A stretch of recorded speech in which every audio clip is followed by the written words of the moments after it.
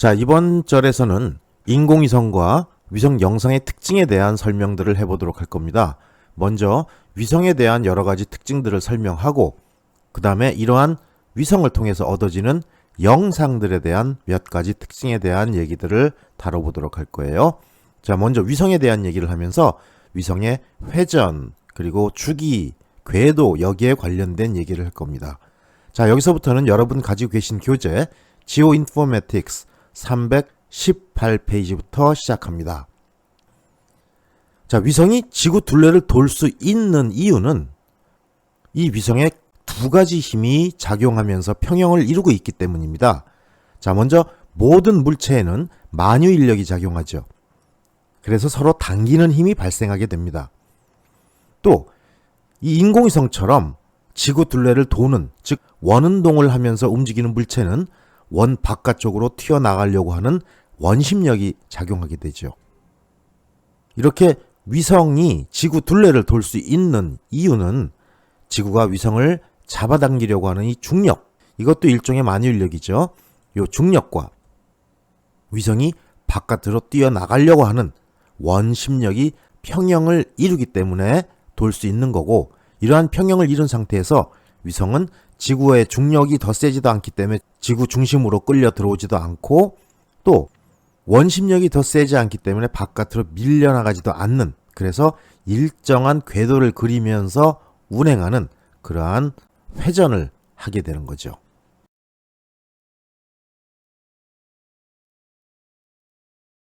이 회전은 우리가 한번 가정을 해보죠. 실을 달아서 줄을 매달고 이거를 돌리는 이러한 회전을 생각해 보면, 줄이 길 때는 천천히 돌려도 그 궤도를 유지하고 돌아갑니다. 하지만 줄이 짧으면 이 줄은 빨리빨리 돌려줘야 되죠. 이것과 동일합니다.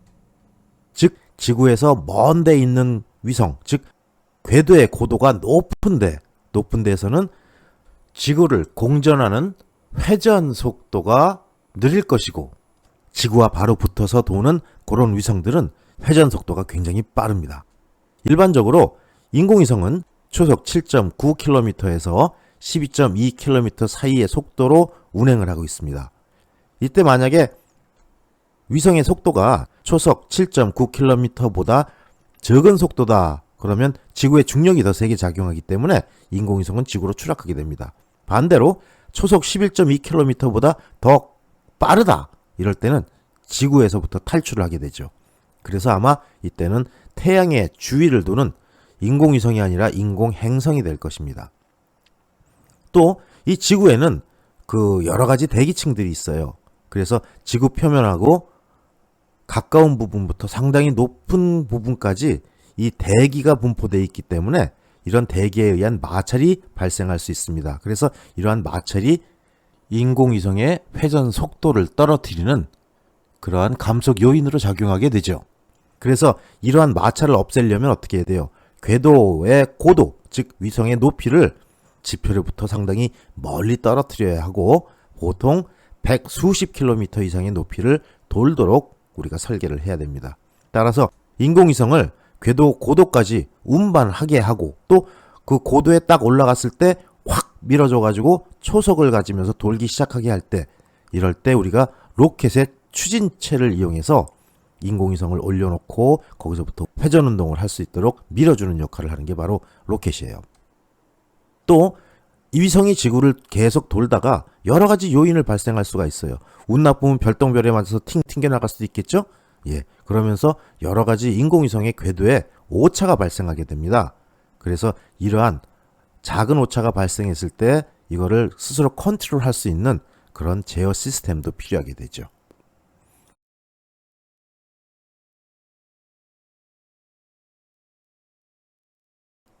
자, 지금 여러분 보시는 이 슬라이드는 높이에 따라서 궤도를 나누어 놓은 겁니다. 자, 제일 가까운 데 붙어 있는 게 저궤도죠. 그리고 이 저궤도에 이제 이리디움 위성도 여기서 돌아다니고요. 그 다음에 여기 타원 궤도도 같네요. 그쵸? 그거보다 약간 높은 게 이제 중궤도라고 자리를 잡고 있는 요 녹색 궤도입니다. 그리고 여기 반 알렌데가 있죠? 예, 반 알렌데. 그리고 그거보다 높은 글로노스 지표에서 약 19,000km 떨어진 지점에 있는 클로노스, 그 다음에 지표에서 약 22,200km 떨어진 GPS 위성이 여기서 돌고 있군요. 그리고 제일 바깥에 정지궤도 위성이 있고, 또 특이한 거는 여기 몰리아라는 궤도가 있습니다. 이건 주로 러시아에서 많이 활용하는 궤도인데 뒤에 가서 간단하게 한번 설명을 해보도록 하죠. 자, 그래서 높이에 따라서 이제 우리가 궤도를 나눌 때 저궤도부터 중궤도, 고궤도 이렇게 나누기 시작합니다. 자, 저궤도는 우리가 Lower Earth Orbit에서 이제 LEO로 보통 표현을 하고요. 높이는 지표에서부터 160km부터 2000km의 그러한 높이의 궤도가 바로 저궤도입니다. 주기는 99분에서 127분 정도 되고요. 자, 특징을 볼까요? 이 Low Earth Orbit은 수백 킬로미터의 고도에서 지표면을 촬영하는 궤도입니다. 그래서 지구 중력과 위성의 원심력이 균형을 맞추기 위해서는 정지 위성에 비해서 아주 짧은 공전주기, 즉 빨리 돌아야 된다는 얘기죠. 짧은 공전주기를 갖습니다. 그리고 이러한 궤도는 고해상도 지표면 관측 카메라가 주로 탑재되죠. 아무래도 가깝게서 찍어야 정확한 영상을 얻을 수 있을 테니까요. 자, 그 다음에 중궤도가 있네요. 요건 Medium Earth Orbit이라고 표현해놨습니다. MEO. 지표에서 2000km에서 35,786km 정도 떨어진 그러한 높이에 존재하는 궤도입니다. 그리고 주기는 여기 저궤도의 2000km 정도가 127분이었죠. 약 2시간. 중궤도는 저궤도 바로 위에 부분이니까 가까운 데는 2시간, 그리고 35,786km 부분에서는 거의 24시간에 가까운 주기를 다양하게 갖겠네요. 그 다음에 이 Medium Earth Orbit은 저궤도와 정지궤도 사이에 위치하는 그러한 궤도입니다.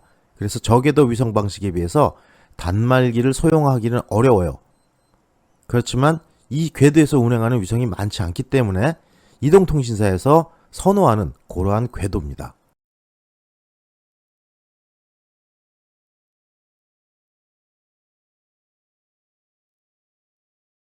자, 그 다음에 이제 지구 동기 궤도가 있네요. 예, Geosynchronous Orbit이라고 GSO라고 썼습니다.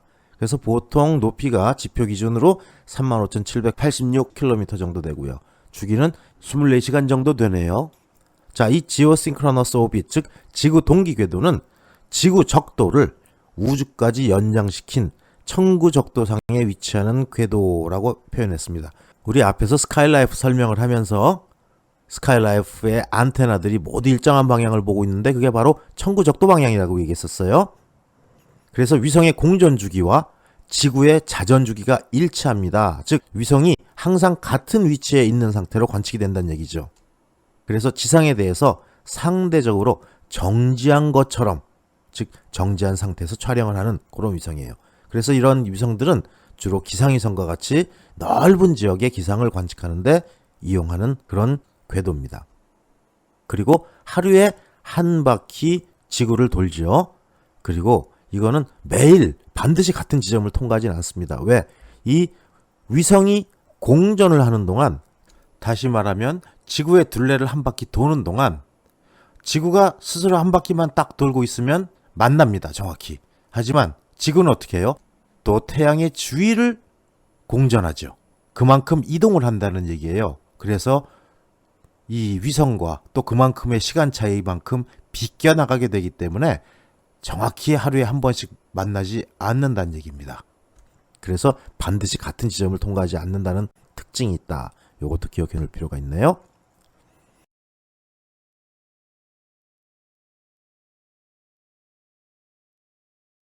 자, 그 다음에 정지궤도 위성입니다. 이건 Geostationary Orbit이라고 얘기하네요.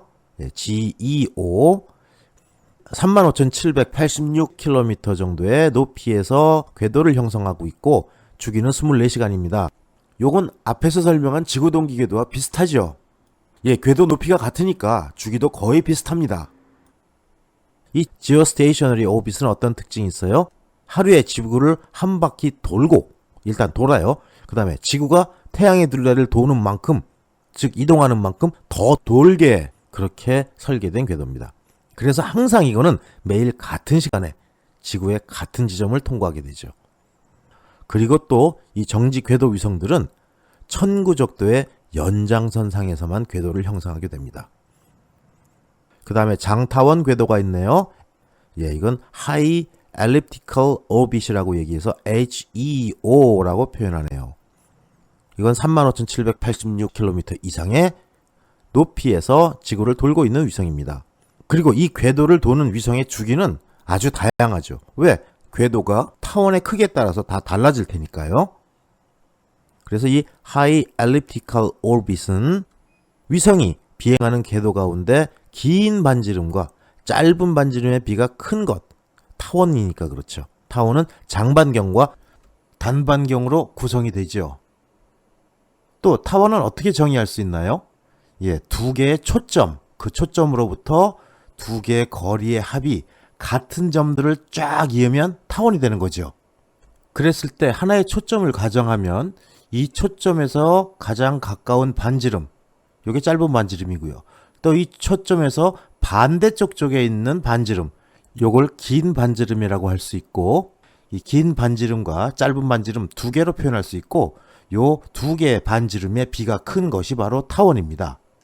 그래서 일반적으로 짧은 반지름 부근의 위성 고도는 180에서 200km 정도를 갖고요. 긴 반지름은 목적에 따라서 다양하게 선택할 수가 있습니다. 이러한 장타원 궤도는 정지 궤도와 같이 높은 고도에다가 위성을 올려놓을 때 제1단계 원궤도에서 제2단계로 높은 고도로 갖는 궤도로 옮겨놓기 위한 중간 궤도인 천이 궤도가 모두 이 타원 궤도에 속하게 되죠.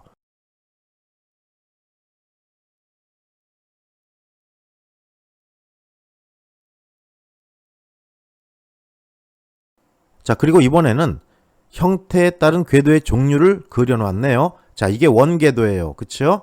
예, 원궤도. 이 원궤도는 우리가 알고 있는 게 지구에서 얼만큼 떨어져 있나, 요게 이제 그 궤도의 고도라고 표현했던 거죠. 자, 그 다음에 여기는 지구 중심을 표현한 겁니다. 이럴 때 요건 타원 궤도입니다. 이러한 타원 궤도는 지구의 중심과 타원의 초점이 한 점이 일치하고, 그리고 요 가까운 지점, 여기를 근지점이라고 얘기하고, 요 먼 지점, 여기를 원지점이라고 얘기하는데, 이렇게 근지점과 원지점을 따라서 지구를 도는 이러한 궤도를 우리가 타원 궤도라고 얘기합니다. 지금 여기에는 여러 가지 지구의 궤도에 대한 표현을 그려놨는데요. 네, 요거는 적도 궤도네요. 예, 역시 원궤도입니다. 그리고 요것도 역시 원궤도예요. 이건 극궤도죠. 그 다음에 요 빨간색은 약간의 경사를 갖고 도는 역시 원궤도입니다. 그리고 요 바깥에 자주 색깔로 크게 돌아가는 게 정지궤도 위성이죠. 그리고 지금 여기 주황색으로 표현된 게 바로 타원궤도 위성입니다. 와, 요것만 봐도 복잡한데 우리 하늘에 있는 위성을 다 하면은 아주 어지러울 것 같아요. 야, 근데 실제로 그렇게 안 느껴도 되죠? 왜? 굉장히 우주는 넓습니다. 자, 그럼 이번 슬라이드에서는 여기에 대해서 각각의 특성들을 하나씩 따져보죠. 맨 먼저 원궤도가 나왔습니다. 이 원궤도는 지구 중심을 기준으로 원운동하는 그런 위성이 움직이는 궤도가 원궤도예요. 이러한 원궤도는 로켓이 어디서 발사됐나가 굉장히 중요해요. 그래서 로켓 발사 지점이 궤도에 많은 영향을 주기 때문에 극궤도 진입을 위한 위성은 극에서 가까운 지방에서 쏘아 올려야 되고, 적도 궤도에 진입하려는 위성은 적도에서 가까운 지역에서 로켓을 발사해 줘야 됩니다. 그래서 우리가 러시아의 바이코누르라든지 이런 극궤도에 진입하려는 원궤도 위성은 북극에서 가까운 쪽이 유리하다 그랬고, 그 다음에 주로 적도 궤도에 올려놓을 위성들은 어디서 올라가요? 앞에서 한번 언급을 했지만 프랑스령 기아나 우주 발사 센터에서 올라가는 경우가 참 많습니다. 지금 이 그림이 지구를 중심으로 원궤도를 형성하면서 돌고 있는 위성이 갖는 그런 궤도를 그린 그림이네요.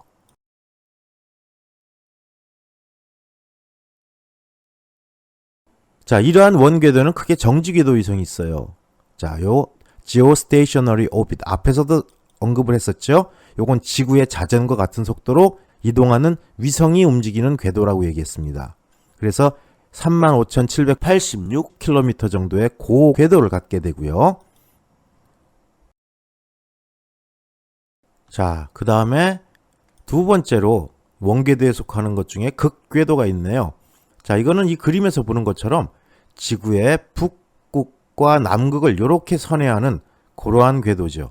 그러니까 잘 보면 지구 전체를 이렇게 쓸고 지나간다는 걸 알 수가 있어요. 왜? 지구가 자전을 하기 때문에. 자, 설명을 해볼까요? 적도와 경사가 90도를 이루는 그런 궤도입니다. 그리고 이런 궤도는 저궤도와 중궤도를 주로 사용하게 되고요. 그 다음에 14일을 주기로 지구 전체를 포괄할 수 있다. 이건 우리 이 옆에 애니메이션에서 알 수가 있겠죠. 이렇게 위성이 양극을 회전하면서 돌기 때문에 시간이 지나면서 지구 전체를 포괄할 수 있다는 걸 알 수 있고, 요 시간이 보통 14일 걸린다라는 것을 설명해 놓은 겁니다.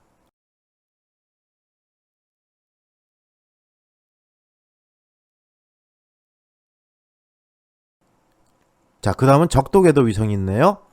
자, 이 적도궤도, 자, Equatorial Orbit이라고 얘기하죠. 자, Equator, 이게 적도죠.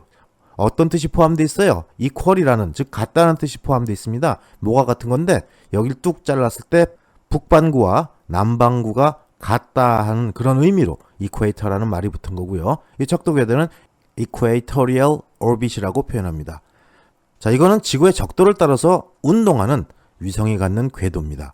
그리고 앞에서도 그런 설명을 했지만 이 적도 궤도에 위성을 올리기 위해서는 적도 부근에서 로켓을 쏴야 이 궤도에 진입하는 게 가능하다 그랬어요. 그래서 현재 남미 프랑스령 기아나 기지에서 주로 발사한다는 얘기도 앞에서 한번 다뤘었습니다. 자, 그 다음에 어떤 게 있어요? 태양 동기 궤도. 아, 이게 아주 우리한테는 필요한 궤도입니다. 왠지 한번 설명을 볼까요? 자, 이 태양 동기 궤도는 일종의 극궤도예요. 그리고 주로 태양 동기 궤도를 갖는 위성들이 대부분 지구 관측 위성입니다. 즉, 우리에게 지구의 사진을 찍어서 우리한테 전송해주는 그런 위성들이란 얘기죠. 그러면 과거에는 대부분 우리가 사진을 찍을 때 전자기파 중에서 가시광선의 파장대를 주로 사용했다 그랬죠. 이 가시광선은 우리가 일반 카메라 찍는 거하고 같은 광선입니다. 우리 눈에 보이는 광선. 자, 일반 사진기는 어때요? 어두우면 안 찍히죠. 마찬가지입니다. 이 태양 동기 궤도를 만든 이유가 항상 태양이 밝을 때 지구를 찍어라 라는 의미로 이러한 궤도가 연구가 된 겁니다. 예를 들어서 자, 태양이 있고 자, 지구가 이렇게 마주보고 있다고 가정을 해보죠. 근데 이 지구 뒤쪽으로 위성이 배치해서 사진을 찍는다면 아무리 열심히 찍는다고 하더라도 안 나와요. 왜? 그쪽에 지구는 밤이기 때문에. 그래서 항상 태양과 일정한 경사각을 가져야 됩니다. 만약에 이 위성이 태양과 지구 사이에 있다면 어떻게 돼요? 그럼 또 이건 이건 위성 일식인가? 위성 월식인가? 이건 위성식이라고 불러야 되나요? 역시 그림자를 만들 수 있어요. 그래서 태양과 지구 사이의 각도를 37.5도 정도, 물론 이건 랜셋 위성의 경우입니다. 이런 정도로 약간 일정한 각도를 두고 그걸 유지해가지고 촬영할 수 있도록, 즉 지구를 태양이 잘 비추고 있을 때 이때 촬영할 수 있도록 일정한 각을 유지하는 것이 바로 태양 동기 궤도입니다. 자, 그래서 두 번째 설명이 그거죠. 태양빛과 위성 카메라의 촬영 각도를 일정하게 유지해요. 그래서 태양이 지구를 잘 비추고 있을 때 찍는 겁니다. 여기 지금 애니메이션 표현한 걸 보세요. 조금 이게 표현이 좀 이상할지 몰라요, 여러분. 자, 빨간색이 태양이라고 가정을 하고 그 다음에 요 노란색이 위성이라고 가정하면 어떤 의미인지 알겠죠? 지구가 이렇게 돌 때 태양이 비추는 지역에서 일정한 각도를 유지하면서 지구가 밝게 비춰질 때, 이럴 때 영상을 찍도록 고려한 궤도가 바로 태양 동기 궤도입니다. 그래서 위성의 고도와 궤도 경사에 의해서 궤도를 결정하게 되죠. 그래서 대부분의 고해상도 관측 위성은 이렇게 저궤도이면서 태양 동기의 궤도를 갖게 되는 겁니다. 그리고 주로 저궤도 또 중궤도에 사용을 하는데 이 이유는 뭐겠어요? 예, 지구를 정확히 찍기 위해서는 아무래도 가까이 붙어서 찍는 게 좋다는 얘기죠. 자, 그 다음 슬라이드 한번 보죠. 이번엔 장타원 궤도가 있네요. 자, 요렇게 이 그림에서 표현된 것처럼 지구를 요렇게 도는 거고, 이럴 때 지구 쪽에 가까운 요 지점을 근지점이라고 불렀고, 반대로 이 초점을 지구 중심에 놨을 때 제일 먼 반지름, 요거를 원지점이라고 불렀죠. 자, 타원 궤도 또는 장타원 궤도라고 불리고요. 지구 중심에 한 점을 둡니다. 초점으로. 그 다음에 지구 밖에 또 한 점에 초점을 둬요. 그래서 이 두 초점으로 타원을 형성하는 궤도가 바로 장타원 궤도입니다. 그래서 이 장타원 궤도는 주로 전 지구를 포괄하기 위해서 사용하는 그러한 궤도고요. 그 다음에 타원 궤도의 크기와 주기는 각각 위성의 특성에 따라서 모두 다를 수 있다고 말했었죠. 자, 이번에는 위성 영상과 해상도에 대한 얘기를 한번 해보죠. 자, 위성 영상은 뭐가 위성 영상이에요? 뭐 다 아는 거죠. 위성에서 찍은 사진이 위성 영상입니다. 자, 대상물에서 방사 또는 반사된 전자기파를 뭐가 잡아내요? 탐측기가 잡아내요. 이 탐측기는 어디에 있어요? 인공위성에 있어요. 즉 인공위성에 탑재된 탐측기를 이용해서 수집한 영상이 위성 영상입니다. 그리고 해상도는 뭐예요? 자, 우리가 보통 레졸루션이라고 표현을 합니다. 자, 대상물의 특성을 파악하고자 할 때 어디서 영상에서 해요? 얼마나 명확히 구별할 수 있는가? 여기에 대한 거. 그래서 이런 관측값 사이의 최소 차이를 우리가 해상도라고 얘기해요. 그래서 이 해상도는 세부 묘사를 분별할 수 있는 디스플레이 체계의 정도를 표현하는 그런 구분의 척도로 사용이 됩니다.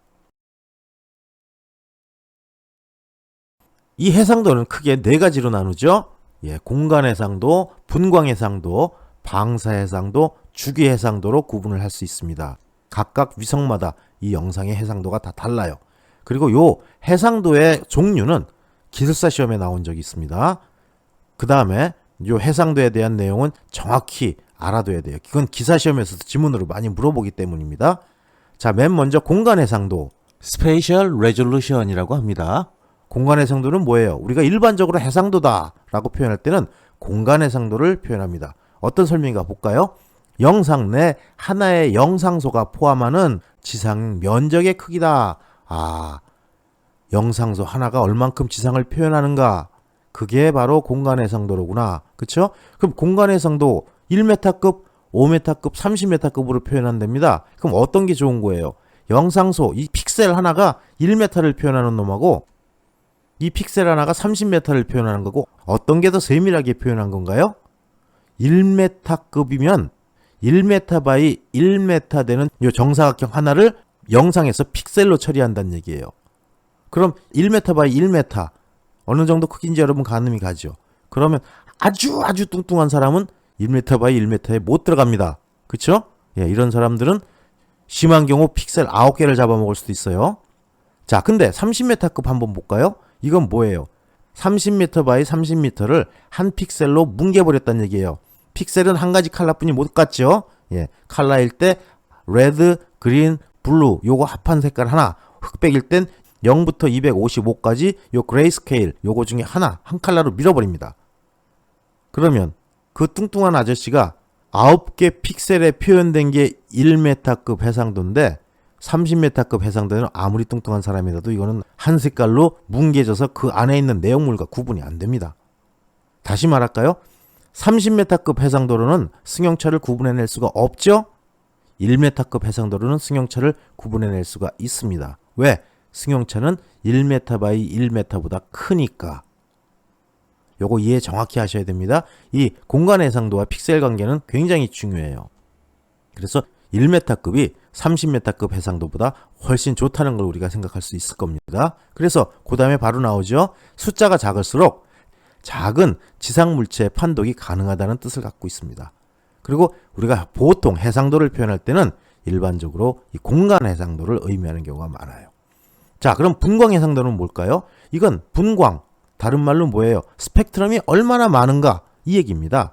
그래서 이 분광 해상도를 Spectral Resolution이라고 얘기하는 겁니다. 다시 말해서 흑백 사진 하나로 찍는 그런 위성 탐측기와 어떤 탐측기는 흑백 찍고 적외선 찍고 근적외선 찍고 또 컬러 중에서 레드 찍고 컬러 중에 블루 찍고 컬러 중에 그린 찍고 그러면 흑백 하나 찍은 것보다 여러 가지 찍은 게 훨씬 더 많은 사진을 찍었죠. 그럼 이거를 여러 가지로 분석할 수 있는 가능성이 많아진다는 얘기예요. 즉 여기 표현된 것처럼 탐측기의 다양한 분광 파장 영역에 대한 수집 능력이 바로 분광 해상도입니다. 파장대에 대한 거. 그래서 이러한 분광 해상도가 높으면 높을수록 영상을 분석적으로 활용하는 데 도움이 된다는 얘기고, 그래서 여러 가지 분야에 활용할 수 있는 가능성이 높아진다는 걸 의미하는 거죠. 그래서 이런 분광 해상도는 영상의 질적 성능을 판별하는 아주 중요한 기준으로 적용이 됩니다. 그래서 이 분광 해상도가 높을수록 다양한 여러 파장대의 사진을 얻을 수 있다는 얘기가 되는 거죠. 자, 그리고 방사 해상도가 있네요. 요건 Radiometric Resolution이라고 얘기를 하는데, 탐측기에서 수집한 영상이 얼만큼 다양하게 파장을 표현하고 있는가, 요거를 표현한 겁니다.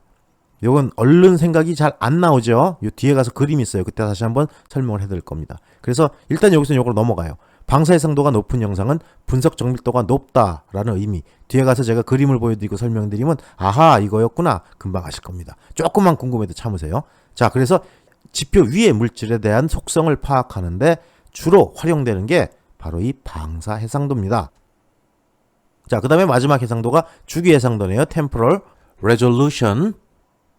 자, 우리는 위성이 주기를 가지고 돌아다닌다는 것을 알 수 있습니다. 그리고 위성은 이 주기가 있기 때문에 어느 정도 시간이 지나면 자기 위치에 다시 돌아오죠. 자, 이 주기 해상도는 무슨 말이냐? 여기 설명대로 지구상 특정 지역을 얼마나 자주 가서 찍느냐, 요거를 표현한 게 주기 해상도예요. 그래서 위성의 하드웨어적인 성능이 여기에 포함될 수가 있겠죠. 그리고 짧은 주기 해상도일수록, 즉 빨리 돌수록 지형의 변화를 많이 빠르게 찍을 수가 있다는 거죠. 멀리서 천천히 돌수록 꽤 시간이 지난 이후에 다시 그 지역에 대한 변화를 찍을 수 있다는 얘기예요. 자, 요 해상도 무척 중요합니다. 그 뒤에 그림이 나와 있는 걸 다시 한번 확인해 보도록 하죠.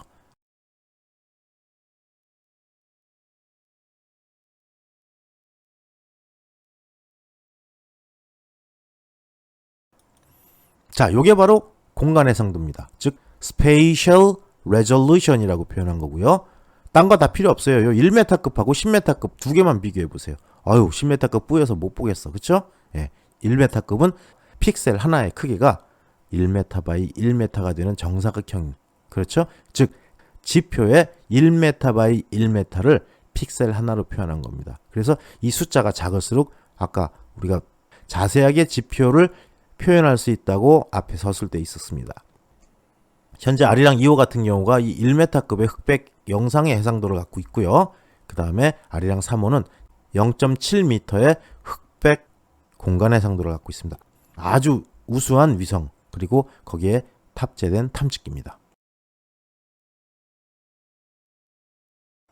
자, 요게 바로 방사 해상도죠. 자, 방사 해상도는 1비트, 즉 2의 1제곱, 2비트, 2의 2제곱, 2의 3제곱, 2의 4제곱, 2의 6제곱, 2의 8제곱 색상을 이렇게 자세히 구분할 수 있다는 걸 표현해 놓은 거예요. 자, 요거 먼저 볼까요? 1비트, 요건 2단계로 되어 있죠? 이건 영상이 흑 아니면 백입니다. 즉 우리 복사를 많이 하면 나중에 이런 컬러가 나와요. 그쵸? 여러분 계속 복사하고 한 것 또 하고 한 것 또 하고 그럼 이 영상은 흰색과 흑색분이 안 갖는 2단계만 갖는 거예요. 그 옆에 거 한번 보죠. 요건 4단계네요. 예. 그러면 중간에 회색 단계가 하나 들어가죠. 그래서 아주 까만색, 그 다음에 대충 까만색, 조금 흐리멍텅한 색, 그리고 흰색. 요 네 가지 색깔로 구분된 겁니다. 자, 요거 뭐 자세히 다 설명을 할 필요는 없고 요 위에 8비트를 한번 보죠. 자, 이건 256단계로 비교해 놓은 겁니다. 보통 우리가 이제 256단계로 표현한다고 할 때 그레이스케일을 얘기하죠. 물론 현재 인공위성들은 11비트로 표현하는 경우도 있어요. 이거는 뭐예요? 2의 11제곱의 단계로 구분한다는 얘기입니다. 이렇게 단계를 아주 세분하면 세분할수록 식별하기가 무척 편합니다. 하지만 우리 눈엔 또 한계가 있어요. 너무 많이 구분을 해놔도 잘 판독을 못하는 경우가 있습니다. 주로 많이 사용되는 게 요 256단계. 요건 나중에 우리 뒤에 가서 그레이스케일을 설명하면서 다시 한번 자세히 다뤄볼 겁니다. 자, 이게 무슨 해상도? 방사 해상도입니다.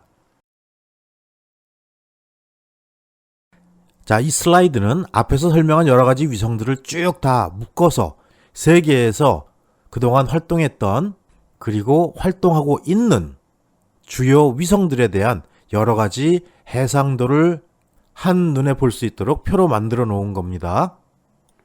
자, 그래서 여기선 종합적으로 이제 여러 위성들을 다 묶어놨어요. 그리고 이 해상도가 어떻게 되는지를 한번 비교해 보는데요. 자, 1972년에 올라간 미국의 랜드셋 위성. 요거는 탐사폭이 185km, 굉장히 크죠. 넓은 지역을 찍어요.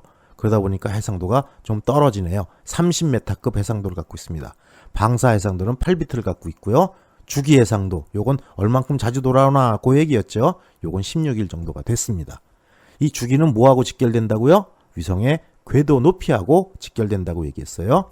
자, 그 다음에 스팟 위성은 60km 정도를 한꺼번에 빵 찍습니다. 그리고 공간 해상도는 10m와 20m 두 가지가 있네요. 이럴 땐 일반적으로 해상도가 좋은 거, 즉 10m짜리가 흑백 영상이고 20m는 칼라 영상입니다. 방사 해상도는 8비트를 갖고요. 그 다음에 26일의 주기를 가졌네요. 자, 노아. 이거는 어떻게 보면 지구 관측 위성은 아니에요. 대신 이거는 기상위성이죠. 이러한 기상위성은 가급적 넓은 지역을 한꺼번에 봐야 됩니다. 구름 같은 게 이동하는 걸 봐도 그렇고, 그래서 탐사폭이 비교가 안 될 만큼 큽니다. 얼마예요? 1082km. 와, 무지하게 넓어요. 자, 그 다음에 공간 해상도는 1000m, 즉 1km x 1km를 한 픽셀로 뭉개버린다는 얘기예요. 그거는 뭐예요? 그만큼 자세하게 못 본다는 얘기죠. 대신 얘는 어떤 특징이 있어요? 넓은 지역을 한꺼번에 보잖아요. 그리고 요거 방사 해상도는 6비트 정도 되고요. 주기 해상도는 12시간 정도가 됩니다. 그리고 나서 여기 아이코노스를 한번 볼까요? 요거는 탐사폭이 11km예요. 굉장히 적죠. 대신 공간 해상도가 와 1m, 와 4m, 엄청나게 좋아진 해상도, 즉 고해상도 영상을 얻기 시작한 그 위성이 바로 아이코노스입니다. 그 위에 이제 줄줄이 나와요. GOI, 퀵버드. GOI 볼까요? 예, 요건 공간 해상도가 0.42까지 가네요. 역시 이것도 흑백일 때입니다. 42cm급 해상도를 얻을 수 있어요. 물론 이렇게 42cm급 해상도를 얻어도 이거는 반출을 못합니다. 미국 정부의 허가가 있어야 되고, 그것도 0.5m급으로 리샘플링해서 팔아야 돼요. 혹시 어떤 그 국가 기밀이나 이런 것들이 외부에 유출될까봐 리샘플링을 하게 만들어 놨습니다. 퀵보드 같은 경우도 굉장히 해상도가 좋죠. 예, 1m 이하의 해상도입니다. 이걸 우리가 뭐라고 불러요? 서브미터급 해상도라 그러죠. 자, 그리고 방사 해상도도 랜셋이나 스팟과는 비교가 안 돼요. 8비트까지 했던 과거의 위성에 비해선 11비트까지 방사 해상도가 굉장히 높아서 식별력이 좋아졌다는 걸 알 수 있고요. 그 다음에 이제 월드뷰 1, 2 같은 경우도 굉장히 높은 공간 해상도를 가지고 있고요. 맨 아래 두 개 있는 게 우리나라의 아리랑 1호와 2호를 비교해 놓은 거예요. 자, 아리랑 1호 같은 경우는 공간 해상도가 6.6m 정도였죠. 근데 아리랑 2호의 MSC 센서 같은 경우는 1m급 해상도, 그 다음에 4m급 해상도 각각까지 갑니다. 이건 각각까지 가는 건 뭐라 그랬어요? 해상도가 좋은 건 흑백, 해상도가 떨어지는 건 칼라. 이 외에 이제 우리가 가지고 있는 고해상도 위성이 있죠? 예, 여기는 설명이 안 됐지만 다음 슬라이드에서 다시 한번 다룰 거예요. 자세하게. 아리랑 3호. 요거는 0.7m급의 공간 해상도를 갖는 세계적으로 어디 내놔도 손색이 없는 우리나라의 인공위성입니다. 아리랑 3호. 오늘도 열심히 일하고 있겠죠? 네, 우리도 열심히 공부해야 돼요. 자, 이 슬라이드와 그 다음 슬라이드는 최신의 위성들, 그 중에서 고해상도 위성들, 여기서 해상도라 하면 공간 해상도를 얘기하는 거죠. 이렇게 높은 공간 해상도를 가지고 있는 최신 위성들에 대한 리뷰를 따로 묶어놨습니다. 자, 맨 처음에 이제 미국에서 올린 위성. 예. 여기에는 뭐 여러 가지 위성이 있겠지만 그 중에 월드뷰 1, 월드뷰 2, 그 다음에 앞으로 올라갈 월드뷰 3, 또 기존에 올라간 GOI 1과 앞으로 올라갈 GOI 2, 이런 위성들의 해상도를 비교해 놓은 겁니다. 지금 이 페이지하고 다음 페이지에 표현된 이 표 중에서 요 빨간색 글씨로 나타난 거, 요거는 아직 올라가지 않은 위성입니다. 앞으로 올라갈 위성들. 자, 월드뷰 1 같은 경우는 이제 펜크로매틱의 0.5m의 해상도를 가지고 있습니다. 2007년에 올라갔고요. 월드뷰 2는 펜크로와 다중파장대 모두를 가지고 있고, 이 각각의 해상도가 0.46m와 1.85m입니다. 굉장히 좋은 해상도들이죠. 그리고 2009년에 올라갔네요. 자, 월드뷰 3 아직 안 올라갔죠. 2014년에 올라갈 예정인데 이거 역시 월드뷰 2의 좀 더 개량형이라고 생각하시면 돼요. 그래서 펜크로매틱과 다중파장대로 각각 해상도는 0.31m와 1.24m의 공간 해상도를 갖는 아주 우수한 성능의 위성이네요. 자, 그 다음에 GY1과 2는 역시 각각 펜크로매틱과 다중파장대로 영상을 수집합니다. GY1의 경우 펜크로매틱일 경우에는 0.41m의 해상도, 그 다음에 다중파장일 때는 1.65m의 해상도를 갖고 2008년에 올라갔네요. 그 다음에 GY2 앞으로 올라갈 위성이죠. 2013년에 올라갈 겁니다. 이거는 펜크로매틱과 다중파장대를 각각 0.34m와 1.36m의 공간 해상도로 관측을 할 예정이랍니다. 엄청나게 해상도가 좋아지고 있네요. 자, 그 다음에 이제 유럽연합에서 올릴 센티넬 위성이네요. 센티넬2. 요거는 이제 참고적으로 설명을 드리면 센티넬 2, 3, 4 계속 올라갈 예정으로 있는 그런 위성입니다. 요건 이제 멀티스펙트럴 다중파장대로 올라가고요. 해상도는 10m, 20m, 60m급. 그리고 2013년에 올라갈 예정입니다. 그리고 이제 프랑스에서 올린 위성이네요. 자, 요거는 스팟 6호와 7호, 그 다음에 플레이아데스 1, 2 이렇게 있죠. 자, 스팟 6호와 7호는 펜크로매틱과 다중파장대로 각각 1.5m와 6m의 공간 해상도를 갖습니다. 그리고 플레이아데스 1, 2는 이미 올라갔네요. 이거 역시 펜크로매틱과 다중파장대의 파장으로 영상을 수집하는데 펜크로매틱일 때 0.7m, 그 다음에 다중파장일 때 각각 2.8m의 공간 해상도로 영상을 취득합니다. 자, 그 다음에 이제 일본에서 올린 위성이죠. 예, 알로스 3가 올라갈 겁니다. 2014년에. 이거 역시 펜크로매틱과 다중파장대 두 가지 파장대로 영상을 수집하는데 펜크로매틱일 때는 0.8m, 그 다음에 다중파장대는 5m의 공간 해상도로 영상을 취득할 거고요. 그 다음에 아스나로 1이라는 요 위성은요, 펜크로매틱과 다중파장 각각 0.5m 이하의 공간 해상도를 갖는 그런 우수한 위성이네요. 그리고 인도 위성이 있죠. 자, 인도 위성은 카르토셋 1, 2, 그 다음에 카르토셋 2A와 2B, 그 다음에 카르토셋 3 이러한 위성들이 있습니다. 모두 이 인도 위성들은 펜크로매틱, 즉 흑백 영상으로 촬영을 하고요. 카르토셋 1일 때는 2.5m의 공간 해상도, 그 다음에 카르토셋 2는 0.81m, 카르토셋 2A와 2B도 0.81m, 그 다음에 카르토셋 3는 0.3m의 아주 우수한 공간 해상도를 갖는 그런 위성들입니다.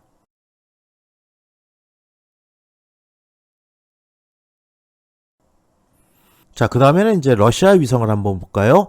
레스루스 DK1이라는 위성이 있네요. 2006년에 발사된 위성이고 펜크로매틱과 다중파장 각각 1m와 2에서 3m의 공간 해상도를 갖는 그런 위성입니다.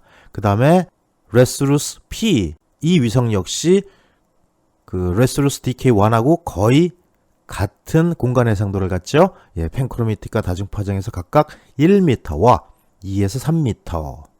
그 다음에 카노프스 V라는 인공위성이 있네요. 요건 펜크로매틱과 다중파장에서 각각 2.7m와 12m의 공간 해상도를 갖습니다. 그 다음에 이제 중국의 위성이네요. CBERS. 이건 중국과 차이나, 그 다음에 브라질, B죠. 요 중국과 브라질이 합작해서 위성을 올린 거네요. 3호와 4호. 이 위성은 펜크로매틱과 다중파장 때 모두 영상을 얻어내는데 공간 해상도는 펜크로매틱일 때 5m, 다중파장일 땐 10m입니다. 그리고 발사 연도는 2012년과 2014년이라고 되어 있는데 CBERS의 전 위성은 올라갔어요. 근데 아직 3호는 연기가 돼가지고 아직 안 올라갔습니다. 그래서 이것도 곧 이제 올라갈 거라고 예측이 되고 있는 그런 위성입니다. 그 다음에 이제 이스라엘 위성이네요. 요거 에로스 A, B, C 시리즈입니다. 자, 이 에로스 A, B 같은 경우는 펜크로매틱에서만 영상을 얻어내고요. 에로스 C 위성은 펜크로매틱과 다중파장 모두 영상을 얻어냅니다. 에로스 A인 경우 1.9m의 공간 해상도를 갖고요. 에로스 B인 경우 역시 팬크로매틱일 때 0.7m의 공간 해상도를 갖습니다. 그 다음에 이제 향후 올라갈 에로스 C는 팬크로매틱과 다중파장 모두에서 영상을 얻어낸다고 금방 설명을 드렸고, 요건 팬크로매틱일 때 0.5m급 이하, 그리고 다중파장일 때는 2m급 이하의 해상도를 갖습니다. 자, 그 다음에 이제 자랑스러운 우리나라의 위성들이네요. 다목적 2호부터 3호, 그 다음에 5호, 3A호 이렇게 올라갑니다. 물론 1호는 죽었죠. 예, 다목적 2호는 팬크로매틱과 다중파장 모두에서 각각 1m와 4m의 공간 해상도를 갖는, 우리나라에서 최초로 1m급의 해상도를 갖는 위성이었어요. 2006년에 올라갔죠. 자, 그 다음에 다목적 3호, 요거 역시 현재 활동하고 있는데 팬크로매틱과 다중파장 때에서 각각 0.7m급의 해상도, 그리고 2.8m급의 해상도를 갖습니다. 우리나라 최초로 1m 이하, 즉 서브미터급의 해상도를 갖는 그런 위성입니다. 그리고 이제 원래는 올라갔어야 하지만 아직 못 올린 위성들이 바로 아리랑 5호와 아리랑 3A호입니다. 이 위성들은 이미 위성은 제작이 되어 있어요. 근데 그 발사체 문제 때문에 아직 조금 지연되고 있는데 아마 2013년에 올라갈 것으로 기대하고 있습니다. 또 다목적 5호의 가장 큰 특징은 합성 개구면 레이더예요. 즉 SAR, Synthetic Aperture Radar라고 하는 레이더 파장대의 영역으로 영상을 얻어내죠. 또 이 아리랑 5호의 가장 큰 특징 중에 하나는 해상도의 조절이 가능하다는 겁니다. 1m급 해상도도 만들 수가 있고 3m급 해상도, 그리고 20m급의 공간 해상도의 영상도 찍을 수 있습니다. 그리고 다목적 3A호, 즉 아리랑 3A호죠. 요건 아리랑 3호하고 거의 스펙이 같아요. 대신 팬크로와 다중파장, 그리고 요거 저게 하나가 더 들어갑니다. 그래서 공간 해상도는 아리랑 3호와 공간 해상도가 같은 팬크로매틱일 때 0.7m, 그리고 다중파장 때일 때 2.8m의 공간 해상도를 갖습니다. 이제 이 아리랑 3호와 5호와 3A호가 다 합쳐지면 여기 팬크로매틱도 같고 다중파장도 같고, 요건 가시부죠. 그 다음에 레이더부도 같고, 그쵸? 5호에서 그 다음에 3A호의 적외선 파장대도 갖는, 이렇게 이 세 가지 위성을 통해서 우리나라는 명실상부하게 전촌으로 위성 영상을 취득할 수 있는, 또 한 단계 도약하는 위성 보유 국가가 됩니다. 자, 그 다음에 이제 순간 시야각에 대한 얘기를 한번 해보죠. 자, 여기서부터는 이제 그 위성 영상의 특징에 대해서 하나씩 다루는 그런 타이틀로 나옵니다. 이 순간 시야각, Instantaneous Field of View, 그래서 IFOV라고 표현을 합니다. 요것도 기술사 시험에 나온 적 있어요. 그 다음에 기사 시험 보는 사람들도 요거 체크해둬야 됩니다. 자, 이 순간 시야각이 뭘까요? 그냥 쉽게 생각합시다. 순간 시야각, 한순간에 잡아들이는 영상의 크기 됐습니다. 자, 이제 자세한 얘기를 살펴볼까요? 스캐너 형태를 가지고 있는 탐측기, 센서죠. 이거의 지상 분해능의 척도랍니다. 뭔 뜻이야? 즉, 탐측기가 한 번의 노출로 땅 찍을 때 촬영할 수 있는 지상의 크기를 바로 우리가 순간시야각이라고 표현합니다. 즉, 탐측기의 공간 포괄 영역을 나타내는 일반적인 표시 방법이죠. 그래서 이 순간시야각은 주로 면적이나 공간각으로 표현을 합니다. 이게 무슨 말인가요? 한 번에 딱 노출을 해가지고 찍는 지상의 면적, 이걸로 표현하거나, 아니면 카메라가 한 번에 노출로 찍는 피사각, 그 사이각, 공간각, 요거 뒤에서 이제 공간각에 대한 얘기가 베타로 표시되는데 그때 가서 다시 한번 확인해 보도록 하죠. 그리고 이 센서의 IFOV, 즉 순간시야각은 공간 해상도를 결정하게 되죠. 왜? 한 번에 빵 찍는 면적이니까. 그래서 원격 탐측 분야에서는 공간 해상도라는 말과 거의 비슷한 의미로 사용이 돼요. 이 그림이 이제 순간 시야각에 대한 그림이네요. 자, 여기서 이제 스캔 방향이 이제 이렇게 좌우로 지그재그로 가면서 요 방향이 비행 방향이죠. 그럴 때 요 탐측기가 있어가지고 한 번에 빡 노출을 해서 찍습니다. 그러면 요 베타의 각 정도로 노출을 해서 찍을 때 요 동글뱅이 정도의 면적의 영상이 이 탐측기에 잡히겠죠. 그럴 때 우리가 이제 D는 H 곱하기 베타라고 쓸 수가 있는데, 이 D는 뭐예요? 탐측기에 의해서 관측되는 지표상의 원래 영상의 크기입니다. 그 다음에 H는 비행고도, 우리 사진 측량에서도 많이 했죠. 탐측기의 고도를 얘기하는 거고, 요 베타는 순간 시야각을 의미합니다. 이 순간 시야각은 어떤 특징을 갖고 있나요? 탐측기는 이 IFOV의 에너지를 수신하게 되죠. 그렇죠? 그러니까 사진을 찍어서 그 센서에다 담아 놓는 거죠. 그리고 이 IFO는 각도 베타로 표현한다. 여기 위에 수식 보면 알 수 있는 내용이고요. 그 다음에 입사각은 탐측기에 모인다. 당연한 얘기겠죠. 예. 그 다음에 지상의 IF의 영역은 원으로 표현되고 여기 그림처럼요. 그 다음에 해상도 셀로 표기를 한다라는 특징이 있습니다. 자, 그리고 이 영상을 얻어내는 방식은 크게 위스크 브룸 방식과 푸시 브룸 방식이 있네요. 자, 위스크 브룸 방식은 어떤 거예요? 요겁니다. 회전 반사경이 달려서 스캔 방향이 이렇게 좌우로 이 방향으로 스캔을 하면서 이쪽으로 비행을 하는, 즉 이건 비행이라기보다도 정확히 표현하면 뭐예요? 위성의 진행 방향입니다. 그럴 때 이 회전 반사경을 이동시켜 가지고 요 스캔 방향으로 지그재그해서 쭉 담아내는 방식이 위스크 브룸 방식이에요. 자, 반면 푸시 브룸 방식은요, 이 하나의 탐사폭을 한 번에 빵 찍어 드리는 거죠. 그래서 이건 비행 방향과 탐사 방향이 같습니다. 아까 위스크 브룸 방식은 어땠어요? 비행 방향과 스캔 방향이 직각이었죠. 예. 그러면 요 위스크 브룸 방식과 푸시 브룸 방식의 특징을 한번 살펴보도록 하죠. 자, 이 위스크 브룸 방식은 특정 파장대에서 최대 감도를 갖는 탐측기를 이용합니다. 그래서 비행 방향에, 즉 위성의 진행 방향의 수직 방향으로 가로질러서 지형을 탐색하는 그런 회전 거울을 이용하게 됩니다. 그리고 탐측기 양쪽 방향에서 반복 탐사를 하죠. 왔다 갔다 지그재그로. 그래서 연속적인 탐사 방향선은 2차원 영상을 구성하게 되죠. 자, 거기에 비해서 푸시 브룸 방식은 아까 우리 그림에서 봤죠? 위성이 진행하는 방향과 탐사 방향이 동일했습니다. 짝짝짝짝짝짝 찍고 지나갔으니까요. 그리고 이 푸시 브룸 방식에서 일반적으로 선형 배열은 CCD, Charge Coupled Device라고 하는 이 자기소자로 구성이 됩니다. 이 단일 배열을 10,000 CCD 이상으로 구성하게 되고요. 그리고 이러한 개별 탐측기는 단일 해상도 셀에서 얼만큼 방사량이 되는지를 감지해내는 역할을 하죠. 그리고 모든 탐사 라인은 모든 배열에 의해서 동시에 관측하는 게 가능합니다. 자, 이 위스크 브룸 방식 같은 경우에 가장 큰 단점이 뭐냐면 아까 우리 회전 거울을 이용해서 탐사를 한다 그랬죠. 이 회전 거울이 고장나는 확률이 많았답니다. 그렇게 되면 이 위스크 브룸 방식은 사용하는데 굉장히 많은 애로사항이 있어서 영상을 제대로 얻지를 못해요. 그래서 이 개량형으로 나온 게 푸시 브룸 방식이라고 생각하시면 됩니다.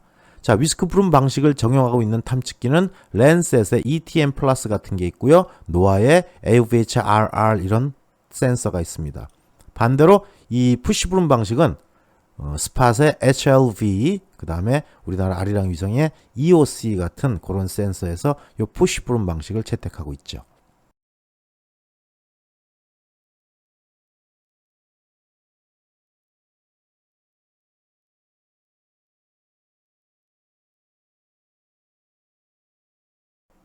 자, 이번에는 위성 영상을 저장하는 방법에 대한 얘기를 한번 해보죠. 초창기의 위성들은 영상이 맺히는 초점면에다가 필름을 놓습니다. 우리 지금은 디지털 카메라 써가지고 필름을 안 쓰지만 옛날에 우리 필름을 사용하는 카메라는 어땠어요? 필름을 집어넣고 그 다음에 처음에 카메라를 몇 방 감아주죠. 왜? 빛이 들어가 있으니까. 그 다음에 찍고 감고 찍고 감고, 즉 이 필름이 두루마기 형식으로 돼 있던 거 아시는 분은 아실 겁니다. 요즘 아마 초딩들은 모를지 몰라요. 필름을 못 봐서. 근데 여러분들은 아마 필름은 다 봤을 겁니다. 자, 그것처럼 초기 위성도 영상이 맺히는 초점면에다가 이 필름 두루마리를 놓고 촬영을 합니다. 그 다음에 다시 올라가서 지상으로 끄집어 내려서 회수를 하는 방식을 썼었죠. 하지만 현재는 어때요? 현재는 이게 CCD예요. 자기소자를 이용하죠. 필름 대신에 CCD와 같은 다양한 형태의 고체 소자를 이용해서 촬영한 영상을 디지털 형태, 즉 수치 형태로 저장하고 이걸 지상으로 송신해 줍니다. 이런 CCD 중간에 가로 방향으로 길게 줄이는 부분으로 빛이 들어가게 되면 이 CCD 소자가 이 빛의 양에 따라서 거기에 비례하도록 전기 신호를 만들어내고 요거를 바로 숫자로 바꾸어서 영상을 구성하는 그런 원리입니다.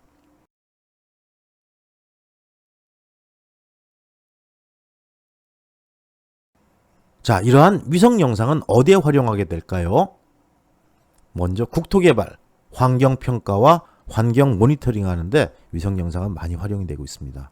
또 지구온난화, 그 다음에 산림의 벌목지역, 심하게 벌목되는 데는 우리가 감시를 할 필요가 있겠죠. 그 다음에 오존층의 증가와 같은 범지구적인 변화를 탐지하는 데도 이 위성 영상은 활용이 되고 있어요. 그 다음에 농작물의 생육평가, 잘 자라고 있나? 그 잘 자라고 있나를 확인할 수 있으면 수확량도 예측할 수 있겠죠. 그 다음에 토양의 유실, 여기와 같은 농업 부문에서도 상당히 많이 활용되고 있습니다.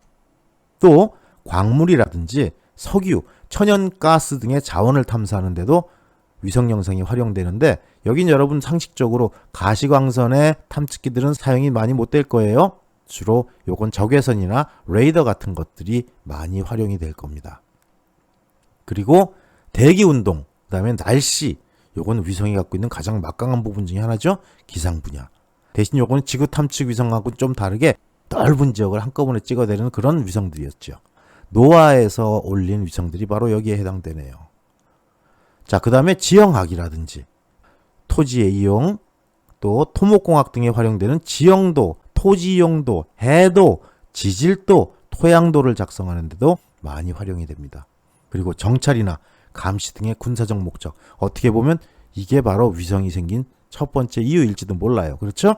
예, 전쟁의 목적으로 사용됐던 거. 어쨌든 이런 부분에서도 상당히 많이 활용되고 있습니다. 자, 그럼 위성 영상은 어떤 순서로 우리가 활용하죠? 자, 자료 수집부터 합니다. 자, 앞에서도 그런 얘기를 했어요. 모든 측량은 뭐부터 시작한다? 계획부터 시작한다. 단 하나 예외가 있다. 뭐? 원격 탐측. 이건 뭐부터 시작한다고요? 항상 자료 수집이에요. 자, 한번 가정을 해보죠. 지금 우리 갑자기 서해안에 뭐가 이상한 게 나타나서 북한 지역을 감시해야 된다라고 가정을 해보죠. 그리고 여기에 대응하는 위성 영상을 얻기 위한 계획을 다 수립했어요. 인원 투입할 거, 컴퓨터 모아놓고, 소프트웨어 정리해놓고, 그 다음에 단가까지 다 뽑았습니다. 이런 된장. 근데 정작 영상이 없어. 그럼 미국에 바로 전화해요. 야, 여기 대한민국인데 거기 랜셋 위성 빨리 북한 상공으로 좀 보내라, 오바.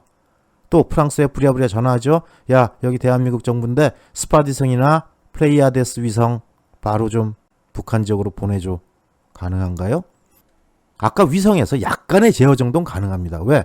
위성의 위치가 잘못됐을 때 그때 사진을 찍으면 왕창 꽝이잖아요. 그래서 그런 제어를 하는 정도는 가능한데 위성을 잡아가지고 저 지구 반대편으로 끌고 가는 거는 불가능합니다. 그래서 그건 어떻게 해야 돼요? 해당 위성이 거기 가서 사진 찍을 때까지 기다려야 돼요. 어쩔 수가 없습니다. 그 주기가 맞아질 때까지 기다려야 돼요. 그렇기 때문에 아무리 훌륭한 계획을 세워놨다고 하더라도 실행 불가능한 계획이 될 수 있어요. 그래서 원격 탐측에서는 항상 뭐부터? 자료의 수집이 가장 먼저입니다. 이 자료는 어디서부터? 탐측기에서 얻어내죠. 그리고 탐측기는 능동적 탐측기, 수동적 탐측기. 이 두 가지 종류가 있어요. 우리 앞에서 또 능동형, 수동형이라고 얘기한 적도 있었습니다. 자, 이렇게 자료를 모으고 나면 이 모은 자료를 위성에서 기록을 합니다. 과거에는 필름을 썼다 그랬죠. 두루마기 필름. 또 필터를 쓰기도 하고 현대 가장 많이 쓰는 게 바로 앞 슬라이드에서 본 CCD, 고체 자기소자예요. 이 CCD. 여기다 기록을 하죠. 기록을 하고 나서 우리에게 던져줍니다. 툭 던져주면 안 되죠. 예, 전파로 쏴줘요. 영상 전송이 돼서 오고 또 때로는 필요에 의해서 변조나 변환이 돼서 우리에게 오기도 합니다. 그럼 우리는 이걸 받아가지고 제일 먼저 뭘 해요? 영상 처리를 해야 돼요. 그래서 가장 먼저 영상의 최적화된 상태를 만들어 놔야 되기 때문에 그래야 분석을 해도 정확한 분석이 되기 때문이죠. 그래서 이 노이즈를 제거한다든지 영상을 보정한다든지 방위를 맞춘다든지 필요한 부분이 있으면 그 부분에 대한 영상 강조를 한다든지 해가지고 영상 처리를 합니다. 그리고 나서 이제 영상 처리를 끝내면 우리가 이걸 분석해야죠. 그래서 영상 판독을 하고 파장대를 해석하고 이 파장대가 스펙트럼이었었어요. 뭐 자외선 파장, 그 다음에 흑백 파장, 그 다음에 칼라 파장의 그린, 레드, 블루 이런 거. 이걸 다 해석해서 분석을 하고요. 그 다음에 질감 해석을 합니다. 그래서 이렇게 해석을 끝내면 이제 정리를 하죠. 그래서 요거 정리한 내용을 압축하거나 저장 또는 지상자표와 일치시켜서 지형도를 만드는 작업을 할 수도 있고요. 아니면 GIS 데이터로 넘기기 위해서 속성 자료와 연결하는 경우도 있습니다. 자, 이렇게 정리를 하고 나서 우리가 필요한 부분에 응용을 하게 되죠. 그래서 이거를 이용해서 지도를 제작한다든지 아니면 환경이나 농업, 수자원 또는 재해조사의 어떤 대응책으로 또는 해결책으로 또는 어떤 결과를 유도하기 위한 회의 자료로 출력해내고 만들어낼 수가 있습니다. 이렇게 해서 위성 영상을 우리가 얻어내서 정리하고 처리하고 해석하고 응용하는 부분까지 이러한 순서가 바로 우리가 위성 영상을 활용하기 위한 그러한 순서가 되겠네요.